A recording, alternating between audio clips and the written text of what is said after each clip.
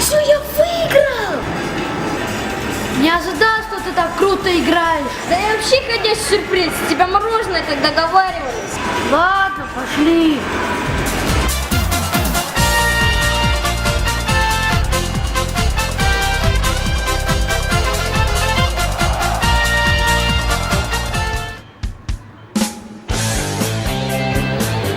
Ты иди, я догоню.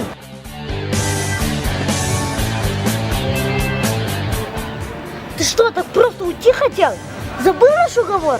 Эти пароли и коды к игре, а ты мне сочинение по литературе. Ничего я не забыл. Сегодня же и напишу. Ну смотри, утром зайду за сочинением.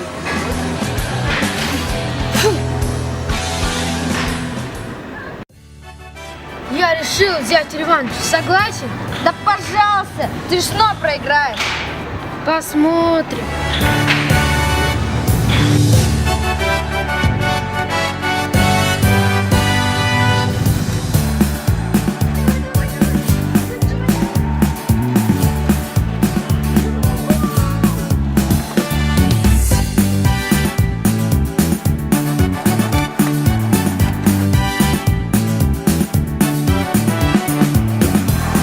Есть, я победил! Как же так? А так, вчера был у меня плохой день, а сегодня с тебя мороженое. Ладно.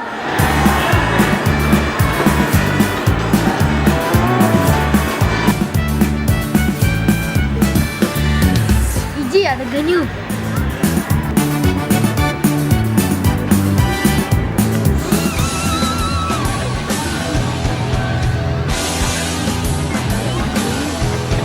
Подожди, что это значит? Почему сегодня выиграл не я, а Санжар? Так сегодня коды и пароли другие. Санжар в физике хорошо разбирается, а у меня завтра контрольные. Но ты не переживай. Скоро мне снова сочинение сдавать. Опять выиграешь.